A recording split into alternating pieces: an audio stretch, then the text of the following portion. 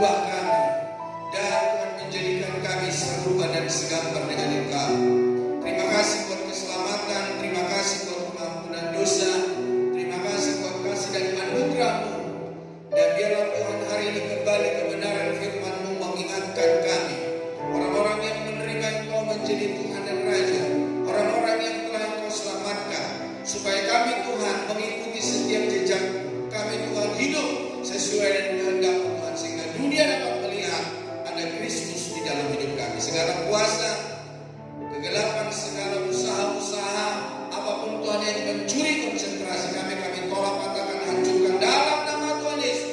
Kiranya kasih karunia anugerah Tuhan melimpah atas kami pertengahan sampai pada akhirnya. Dalam nama Yesus Kristus kami berdoa. Yang diberkati Tuhan sama-sama berkata amin. Silakan dulu Bapak Ibu Saudara. Selamat pagi. Shalom. Shalom. Ya, selamat datang buat Bapak Ibu yang baru pertama kali hadir. Ada yang dari Manado, ada yang dari mana lagi. Selamat datang. Kiranya Tuhan memberkati Bapak Ibu Saudara. Oke, hari ini kita akan belajar kebenaran firman Tuhan. Di minggu yang keempat adalah Yesus Juru Selamat dan Tuhan. Langsung saja kita membuka di dalam Injil Lukas pasal yang kedua. Injil Lukas pasal yang kedua, ayat yang ke-8 sampai ayat yang ke-12. Injil Lukas pasal yang ke-2, ayat 8 sampai 12.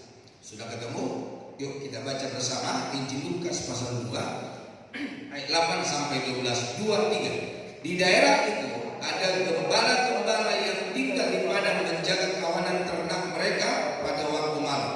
Tiba-tiba berdiri seorang malaikat Tuhan di dekat mereka, dan kemuliaan Tuhan bersinar meliputi mereka, dan mereka sangat ketakutan. Lalu kata malaikat itu kepada mereka, "Jangan takut, sebab sesungguhnya aku memberitakan kepadamu kesukaan besar untuk seluruh bangsa. Hari ini telah lahir bagimu Juru Selamat, yaitu Kristus Tuhan di kota Daud. Dan inilah tandanya bagimu, kamu akan menjumpai seorang bayi dibungkus dengan lampin dan terbaring di dalam panggungan." Nah, Bapak Ibu Saudara, Kristus yang menjadi Tuhan dan Juru Selamat di dalam hidup kita. Nah, Bapak Ibu Saudara, kalau Kristus yang menjadi Tuhan dan Raja di dalam hidup kita, tentu Bapak Ibu Saudara, setiap sifat-sifat, setiap perilaku Kristus tentu ada di dalam hidup kita. Di dalam perjanjian lama dikatakan di dalam Kejadian pasal 1 bahwa Allah menciptakan manusia itu serupa dan segambar dengannya. Nah, kalau kita belajar di dalam bahasa Batak Toba dikatakan, kita pun sebagai orang yang telah diciptakan oleh Tuhan seperilaku, sesifat dengan Tuhan. Nah, kalau kita segambar, kalau Kristus ada di dalam hidup kita, tentu saudara sebagai orang percaya, kita harus menampakkan apa yang ada di dalam Kristus Yesus. Nah, namun Bapak Ibu Saudara Kristus Tuhan mengubah sesuatu sifat buruk, paradigma lama, cara berpikir yang jadul, yang sudah menjadi kebiasaan selama berpuluh-puluh tahun, bukanlah perkara mudah untuk diubah dan untuk ditinggalkan. Walau demikian Bapak Saudara, pertemuan dengan Tuhan bisa menjadi titik awal perubahan yang dahsyat. Di dalam Alkitab ada banyak orang-orang yang, misalnya seperti Rasul Paulus, bagaimana dia mengejar-ngejar orang-orang beriman, tetapi ketika dia berjumpa dengan Tuhan, hidupnya diubahkan. Nah, adakah kita yang ada pagi hari ini adalah orang-orang yang berjumpa dengan Tuhan, sehingga hidup kita diubahkan? Diubahkan maksudnya bukan seperti rambut saya. Kalau rambut saya ini ombak-ombak, terus saya pergi ke salon, saya rebonding terus lurus, saudara. Atau rambutku yang hitam ini, yang sudah ada putih-putihnya, aku cat menjadi bunceng, mulai ngecat sendiri.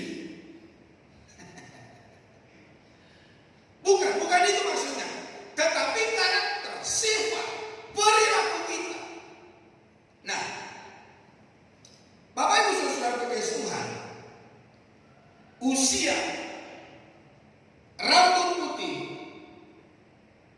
kacamata tebal, gigi sudah mulai pada rontok atau copot, tidak menunjukkan seorang itu dewasa. Karena apa? Apa yang saya sebutkan tadi itu akan terjadi secara alamiah di dalam hidup setiap orang. Ternyata pemain musik saya waktu saya ada di Jakarta masih umur 20 tahun, rambutnya udah putih semua. Jadi rambut putih tidak menunjukkan seorang itu sudah dewasa atau belum. Tetapi bagaimana karakternya, bagaimana sifatnya, bagaimana responnya, bagaimana perilakunya yang bisa dinikmati, yang bisa dilihat, dan yang bisa dicontoh oleh banyak orang. Ada anggapan umum dalam masyarakat Israel bahwa para gembala adalah golongan orang yang tak peduli kepada Tuhan, dan juga sebaliknya bahwa Tuhan tidak memperdulikan golongan mereka. Kenapa saudara? Pasalnya gembala adalah orang biasa.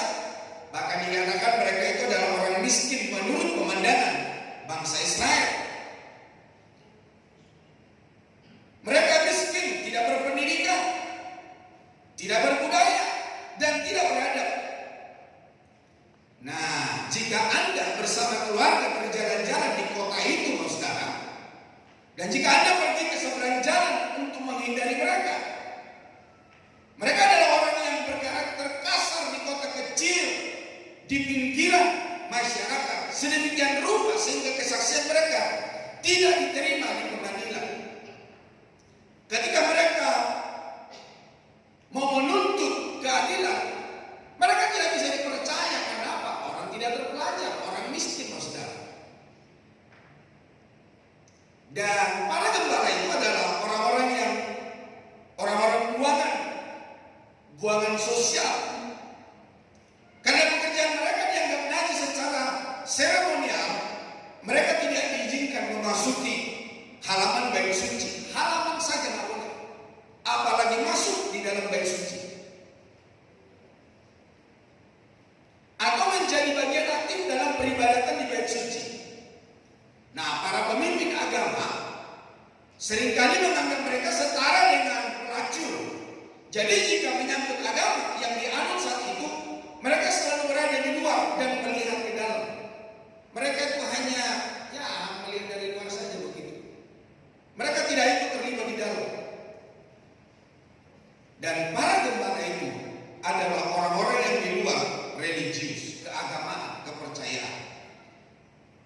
Namun Bapak Saudara, malaikat Tuhan justru datang kepada mereka, kepada gembala, dan memberitakan kepada mereka kabar kelahiran Sang Juru Selamat. Bukan hanya itu, para gembala menyaksikan bala tentara surga memuji Allah. Jadi artinya begini, seburuk apapun hidup kita, sehingga apapun hidup kita menurut orang lain, ketika kita diberikan kesempatan untuk berjumpa dengan Tuhan, menerima Yesus Kristus menjadi Tuhan dan Raja, diberikan kesempatan untuk kita mengenal Dia, Yesus Kristus Juru Selamat, maka Bapak Saudara, kita akan dapat melihat keselamatan dan kita dapat menikmati keselamatan. Kita memperoleh kabar baik, kabar sukacita, kabar gembira. Nah, ada 5 peristiwa penting terkait dengan para gembala, yaitu mereka itu adalah orang biasa.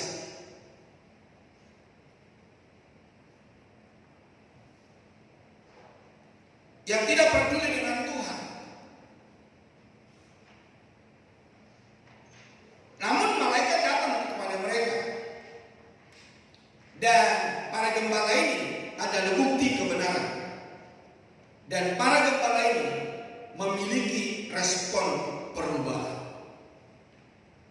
Nah, hari ini Bapak Saudara, ketika kita berjumpa dengan Tuhan, adakah kelima hal ini terjadi dalam hidup kita? Kita tadinya orang yang tidak terpandang, orang biasa-biasa. Jangankan dua mata dipandang orang, satu mata aja orang yang memandang kita.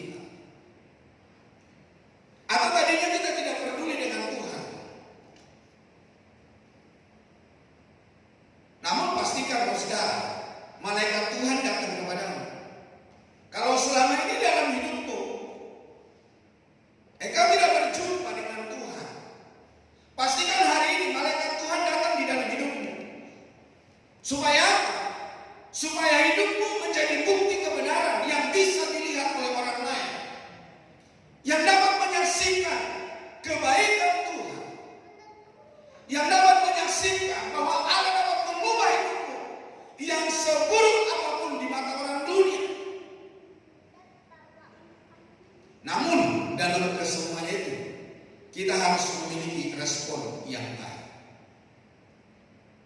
5 hal ini juga dialami oleh anak-anak Tuhan. Setiap kita adalah orang berdosa yang pada awalnya tidak mengenal Tuhan, bahkan dapat dikatakan tidak peduli kepada Tuhan. Kemudian kita mengalami perjumpaan dengan Tuhan, melihat dan mengalami bukti-bukti kebaikan Tuhan. Dan seharusnya kita juga harus merespons dengan kehidupan yang senantiasa memuji dan memuliakan Tuhan. Memuji memuliakan Tuhan bukan hanya seperti tadi kita bernyanyi, mengangkat tangan bersorak-sorai. Memuji memuliakan Tuhan itu lebih daripada itu, yaitu tindak tanduk kita, perbuatan kita, tutur kata kita, cara kerja kita di hadapan orang dunia, di luar sana, di dalam rumah tangga, di dalam pekerjaan, di dalam berbisnis, di dalam bersahabat. Hidup kita memuliakan Tuhan.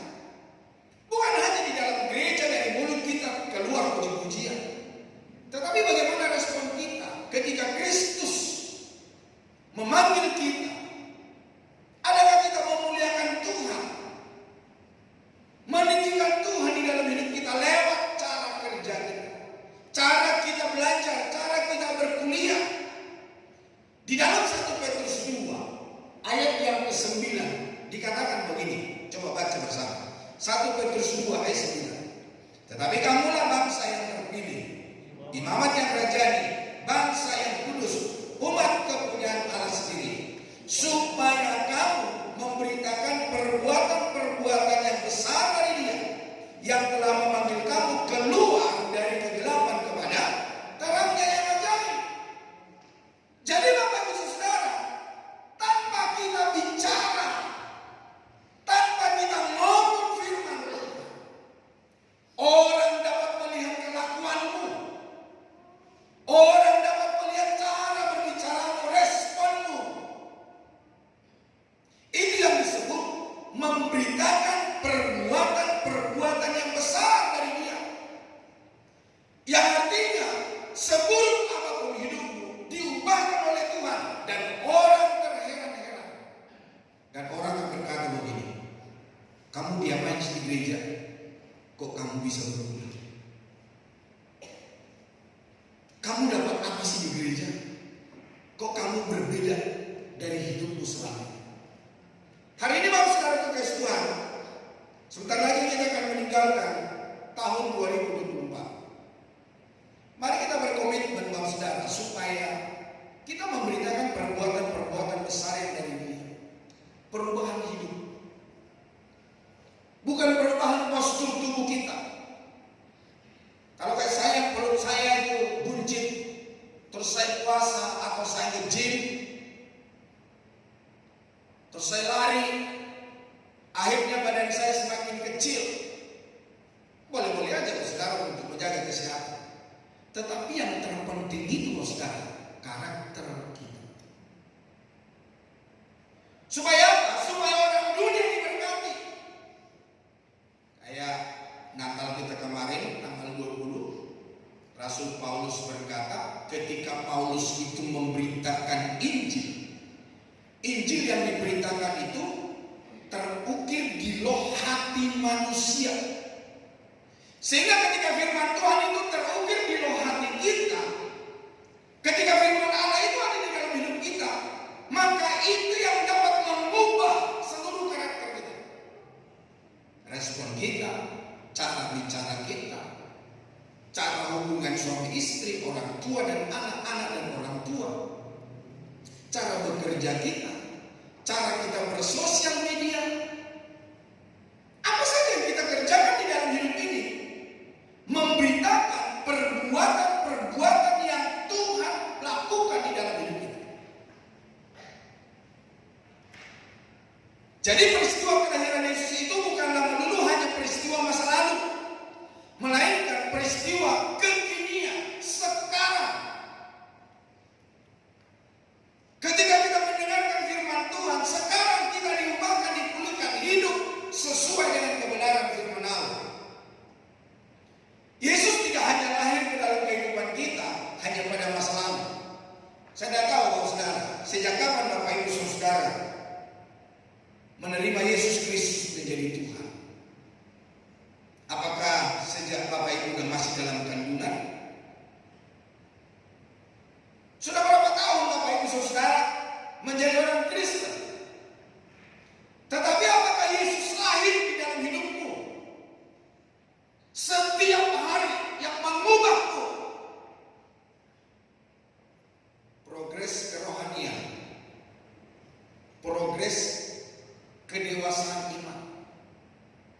Jangan kita hanya di halaman saja, tetapi masuk ke ruang suci. Sudah masuk ke ruang suci, masuk ke ruang maha suci. Jadi semakin hari semakin bertumbuh. Seperti Rasul Paulus bernyanyi, adapun hidupku ini bukannya aku lagi, melainkan Kristus yang hidup di dalam aku. Nah, bagaimana kita sebagai orang Kristen yang mengaku kita ke gereja, tetapi hidup kita tidak beda dengan orang dunia? Yesus tidak hanya lahir ke dalam kehidupan kita hanya pada masa lalu, melainkan Yesus pun hari ini datang di dalam kehidupan kita. Setiap hari, setiap saat. Ya tentu kalau saudara bukan jadi bayi lagi, tetapi kehadiran Yesus yang mengubah hidup kita.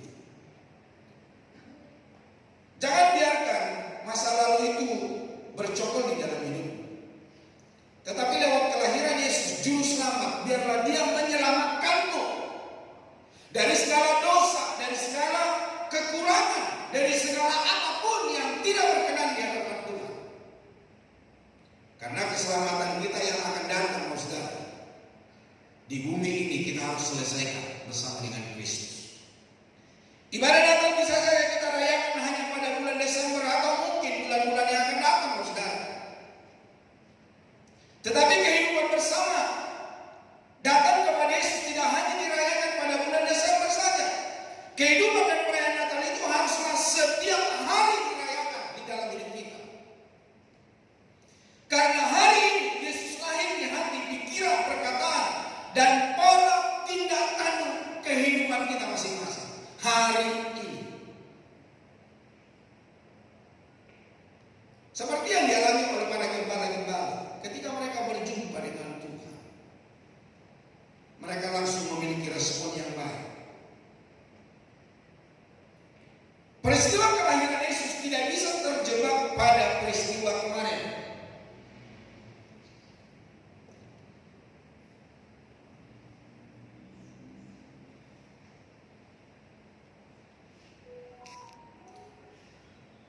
Pemahaman bahwa Yesus hanya lahir kemarin akan membuat kuasanya berhenti pada masa lalu. Ada orang berkata, oh dulu, dulu. Di dalam kekristenan bukan dulu, saudara. Tetapi bagaimana sekarang? Bagaimana besok? Dan bagaimana kita berjumpa dengan Tuhan? Itulah sebabnya Yesus berkata begini, ketika aku datang ke dalam dunia ini, masihkah aku mendapatkan iman? Jadi selama kita hidup di dalam dunia, saudara, Kristus hadir dalam hidup kita. Padahal waktu Yesus terlahir ribuan tahun yang lampau, tetapi pemikiran nasihat firman-Nya tetap hidup dan berkuasa hari ini. Biarpun Yesus lahir telah ribuan tahun, namun Bapak Saudara, nasihat, pemikiran, kata firman Allah itu yang dapat mengubahkan hidup kita. Nah sekarang respon kita bagaimana? Di dalam Injil Lukas pasal 2 ayat 8 sampai 12 ini, berita yang disampaikan kepada gembala-gembala yang tinggal di padang itu adalah sebuah kesukaan besar. Di tengah-tengah ketakutan, kemuliaan Allah dinyatakan tentang Yesus yang dilahirkan bagi seluruh bangsa. Nah, sesuai pernyataan malaikat, Yesus dikatakan di situ yang pertama, juru selamat. Bilang dulu kiri kanannya, Yesus juru selamat. Bukan karena engkau baiklah, bukan karena engkau menyumbang di gereja. Bilang dulu, bukan karena engkau melayani, tapi oleh karena Yesus memberikan keselamatan di dalam hidupmu. Kebutuhan mendasar yang dimiliki manusia karena keberdasannya adalah keselamatan. Itulah sebabnya ada banyak usaha usaha manusia supaya selamat. Bahkan para orang tua memberikan nama anaknya selamat, Peng-an. Keselamatan berarti bebasnya seseorang dari murka Allah yang akan datang sebagai hukuman atau penalti dari dosa. Jadi hari ini pastikan saudara, supaya murka Allah yang akan datang sebagai hukuman tidak terjadi di dalam hidupmu. Karena betul-betul Yesus telah menanggungnya di atas kayu salib. Nah, itu tergantung respon kita, saudara. Manusia berusaha dengan segala cara mendirikan agama.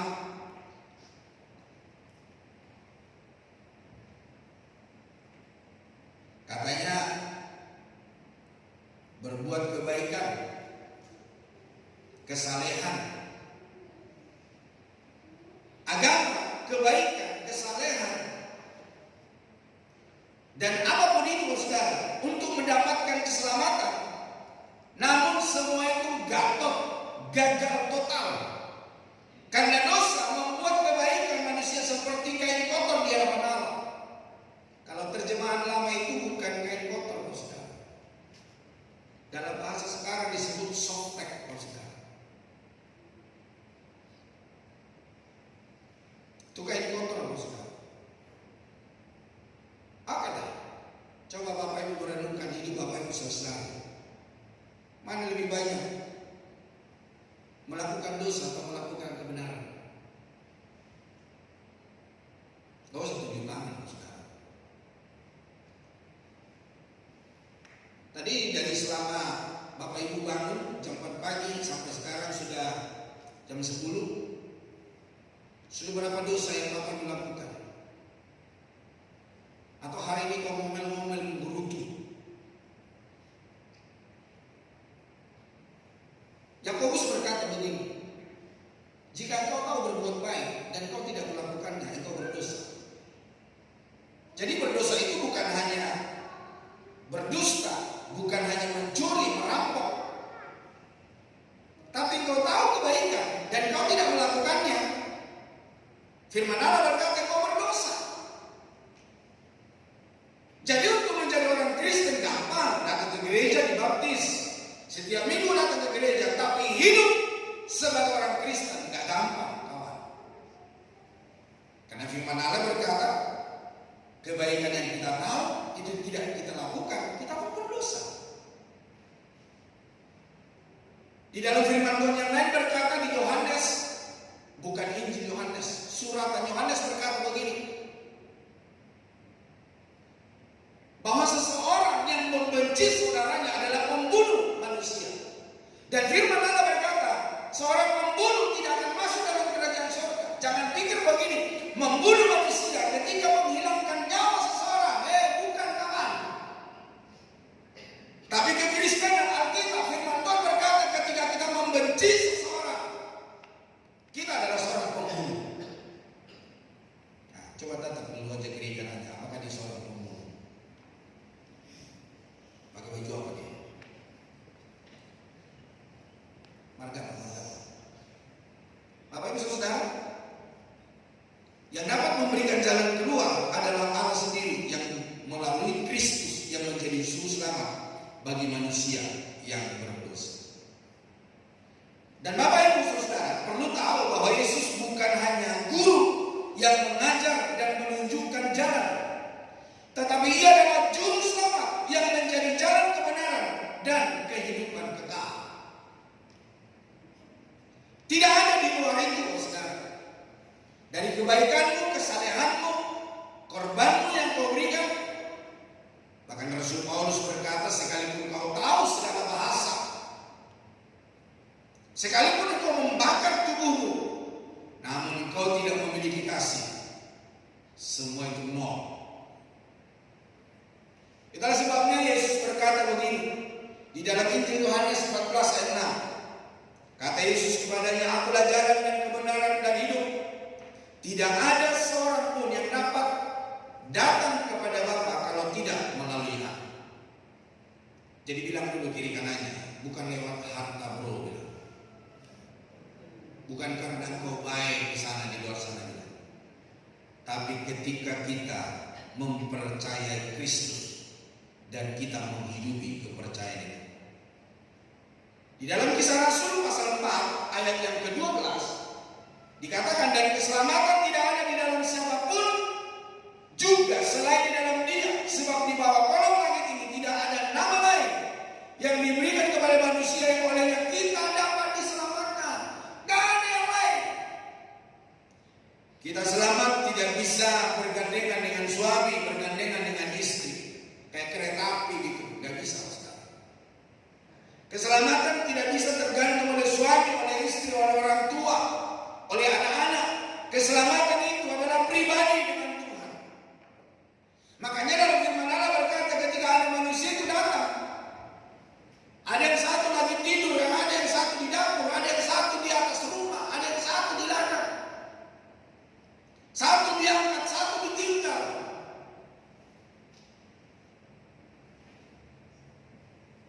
Jadi saudara, seperti kita hari ini, tak tahu dia siapa di antara kita yang selamat, siapa di antara kita yang tidak selamat. Itu tergantung pribadi kita, tergantung respon kita masing-masing. Itulah sebabnya Bapak Saudara, jangan sia-siakan keselamatan yang Tuhan berikan. Atau ada di antara Bapak Ibu berkata, oh masih ada waktu Pak, Tuhan masih lama datang. Kan saya seringkali berkata, kedatangan Tuhan itu menurut saya ada dua, yaitu secara umum, nanti betul-betul Yesus datang turun dari surga, menjemput setiap umatnya. Dalam firman Allah berkata, akan mengumpulkan seluruh manusia dari seluruh bumi. Dia akan menempatkan domba-dombanya di sebelah kanan dan kambing-kambing di sebelah kiri. Coba tatap wajah kiri kanannya, siapa yang kambing, siapa yang domba? Kok nggak mau lihat ya? Bapak Ibu gak percaya diri, jadi dombanya Allah. Bapak Ibu Saudara, jadi belum tentu suami istri masuk surga, belum tentu. Belum tentu orang tua dan anak masuk surga, belum tentu. Tapi selama kita hidup, bagaimana Kristus lahir di dalam hidup kita yang mengubah hidup kita dan kita menjadi kesaksian. Kita memberitakan perbuatan-perbuatan besar yang Tuhan lakukan dalam hidup kita. Kelahiran Yesus Kristus yang kedua, selain hanya Dia juru selamat, Dia adalah Tuhan. Tuhan atau Tuhan maksudnya. Kurios menekankan pada pribadi yang berkuasa. Yesus adalah Tuhan, penguasa dan pemilik dari kehidupan kita. Tuhan atau Tuhan adalah gelar yang sangat tinggi yang menunjukkan juga bahwa Yesus adalah pribadi yang menerima hormat dan kemuliaan. Yesus adalah Tuhan bagi kita. Maka kita tidak lagi hidup sesuai dengan kehendak diri kita lagi, melainkan menyesuaikan diri dengan kehendak